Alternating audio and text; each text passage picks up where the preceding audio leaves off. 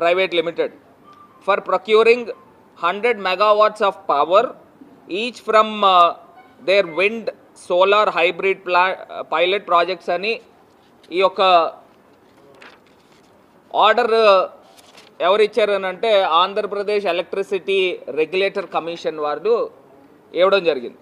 నేను ఇవాళ చంద్రబాబు నాయుడు గారిని సూటిగా అస్సలు సుత్తి లేకుండా ఆయన ప్రశ్నించాలనుకుంటున్నా. గతంలో జగన్మోహన్ రెడ్డి గారి ప్రభుత్వంలో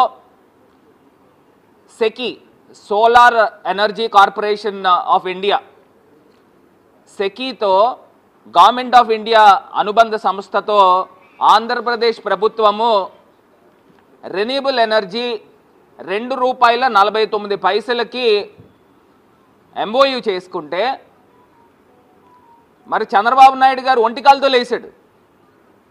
బయట మార్కెట్లో ₹1.99కి యూనిట్ ధర దొరుకుతూ ఉంటే ఒక స్కామ్కి తెర తీశారు జగన్మోహన్ రెడ్డి గారు అని చెప్పి ఒంటికాలతో లేచిన ఈ పెద్ద మనిషి ఈ చంద్రబాబు నాయుడు గారు ఇవాళ ఒక పుట్టగొడుగు లాంటి పుట్టుకొచ్చిన ఈ కంపెనీలతో ₹4.60కి ఏ రకంగా మీరు అగ్రిమెంట్ చేసుకుంటారని ఇవాళ సూటిగా అడుగుతా ఉన్నాం.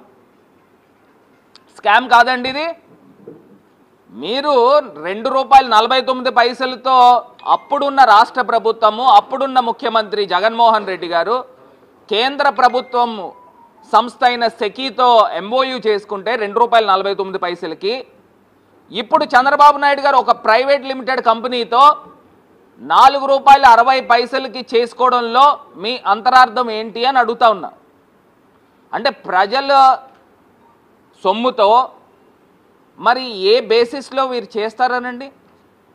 అసలు బుద్ధున్నోడు ఎవడైనా చేస్తాడా? ఇప్పుడు సంవత్సరాలు గడుస్తున్నాయండి. సంవత్సరాలు గడిచేది ఇది గత 2 సంవత్సరాల క్రితము 3 సంవత్సరాల క్రితము జగన్మోహన్ రెడ్డి గారు అగ్రిమెంట్ చేసుకున్నారు సెకీతో. మరి అప్పుడు ₹2.49 ఉంటే ఇదే పెద్ద మనిషి చంద్రబాబు నాయుడు గారు ₹1.99కి బయట మార్కెట్లో దొరుకుతున్నప్పుడు ₹2.49కి ఎందుకు చేసుకున్నారు అని చెప్పి ప్రశ్నించిన ఇదే పెద్ద మనిషి ఇప్పుడు ₹4.60 చేసుకోవడంలో అర్థం ఏంటి అని అడుగుతున్నా. ఒకటే క్వశ్చన్. దీని దగ్గర మీకు సమాధానం ఉంటే మీరు మాట్లాడండి. అంటే ఇప్పుడు వ్యాపారవేత్తలండి, వ్యాపారవేత్తలు ఏం చేస్తారనండి? ఇప్పుడు నేను వ్యాపారం చేస్తున్నాను అనుకో, జనరల్గా ఏం చేస్తారు? తక్కువ ధరకి కొనుగోలు చేస్తారు.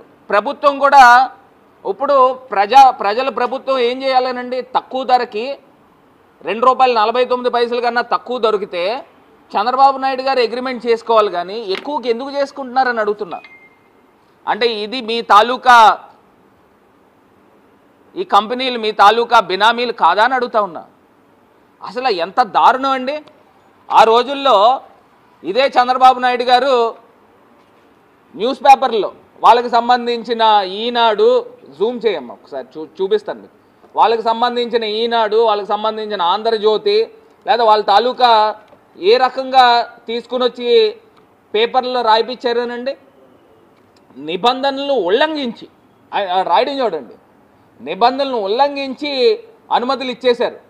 1750 కోట్ల రూపాయలు అదా నుంచి లంచం అంట. మరి ఈ చంద్రబాబు నాయుడు గారు ఆయన ఒప్పందం సెకీతో చేస్తే ₹2.49కి చేశారు. ఈ చంద్రబాబు నాయుడు గారు ₹4.60కి చేశారు. అంటే ఇంక మీకు ఇది ఎంత పెద్ద స్కామ్ అని అడుగుతున్నా. అక్కడ ఏం జరగలేని దాన్ని మీరు ఇవాళ తీసుకొచ్చి చెప్తా ఉన్నారే. ఇక్కడ ఇంత దారుణంగా బయట మార్కెట్లో ₹2.49కి దొరుకుతూ ఉంటే అప్పుడున్న ప్రభుత్వం జగన్ గారు చేసుకుంటే ఒంటికాలతో లేచారు. మరి దీన్ని ఏమనాలా అని అడుగుతున్నా. ప్రజలను ఒక్కసారి ఆలోచన చేయమని కోరుతా ఉన్నా. రూపాయికేమో ఎక్కడ ₹1,000 కోట్ల, ₹3,000 కోట్ల భూమి రూపాయికి దొరుకుతుందంట. ₹1,000 కోట్ల విలువ చేసే భూమి విశాఖపట్నంలో రూపాయికి దొరుకుతుంది. ఈ చంద్రబాబు నాయుడు గారు మార్కెట్లో ₹2.49కి అప్పుడున్న ప్రభుత్వము 7,000 మెగావాట్లు సెకీతో ఒప్పందం చేసుకుంటే దాన్ని రద్దు చేయాలి, దాన్ని క్లోజ్ చేయాలని మాట్లాడిన ఇదే వ్యక్తి ఇప్పుడు ₹4.60 చేస్తున్నాం. అంటే ప్రజల ముందు పెడతా ఉన్నాం, వాస్తవాలు ప్రజల ముందు పెడతా ఉన్నాం. మరి దీన్ని స్కామ్ నిస్సిగ్గుగా ఓపెన్గా ఎవరు కూడా చేయరు. ఎంత డెలిబరేట్ స్కామ్, అసలు ఎట్లా చేస్తున్నారని అడుగుతున్నా. మనం తినేది అన్నమే కదండి, మన భోజనమే కదా చేస్తున్నాము. అక్కడ ₹2.49 జరిగినప్పుడే స్కామ్ అన్నాడు.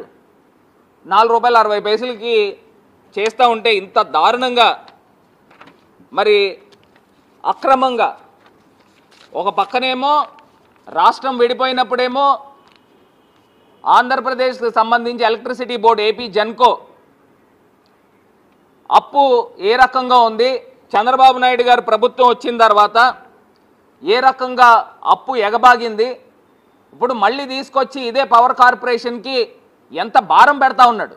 నేను ఇవాళ చెప్తా ఉన్నా, మీరు కొనుగోలు చేసిన విద్యుత్తు యూనిట్ అదనంగా ₹2.11 అదనంగా మీరు కొంటా ఉన్నారు.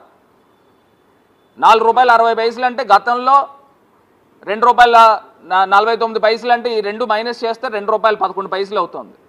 అంటే సంవత్సరానికి ఏటా మీరు ఎంత నష్టం చేస్తూ ఉన్నారని అంటే ₹210 కోట్ల నష్టం చేస్తూ ఉన్నారు.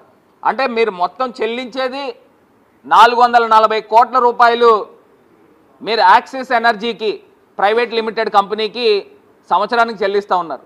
అంటే 25 సంవత్సరాల పాటు మీరు వడ్డీతో లెక్కేసుకుంటే ₹11,000 కోట్ల కుంభకోణం ఇది.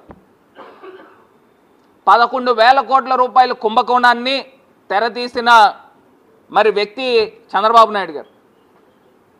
ఓ పక్కనేమో రూపాయికి భూములు ఇచ్చేస్తూ ఉంటారు, ఇంకో పక్కనేమో తక్కువ ధరకి పవర్ దొరుకుతుంది అని చెప్పి అగ్రిమెంట్లు చేస్తే అది కుంభకోణం జరిగిందని చెప్పి ఇదే చంద్రబాబు నాయుడు గారు అసెంబ్లీ సాక్షిగా ఆంధ్రప్రదేశ్ పరువును మట్టి కల్పించాడని చెప్పేసి చెప్పిన వ్యక్తి ఇదే చంద్రబాబు నాయుడు గారు మాట్లాడారు.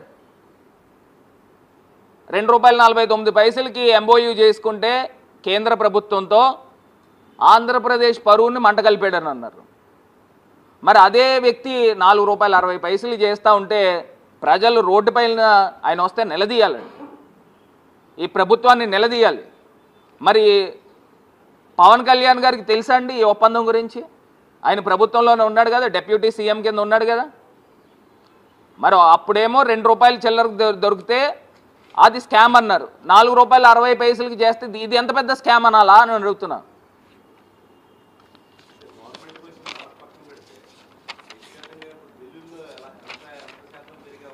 అది కూడా మాట్లాడతానండి. ఇప్పుడు ఆంధ్రప్రదేశ్ రాష్ట్రము సుమారుగా ఇప్పుడున్న ప్రభుత్వం ప్రజలపైన అదనంగా ₹15,000 కోట్ల భారం పెడతా ఉంది.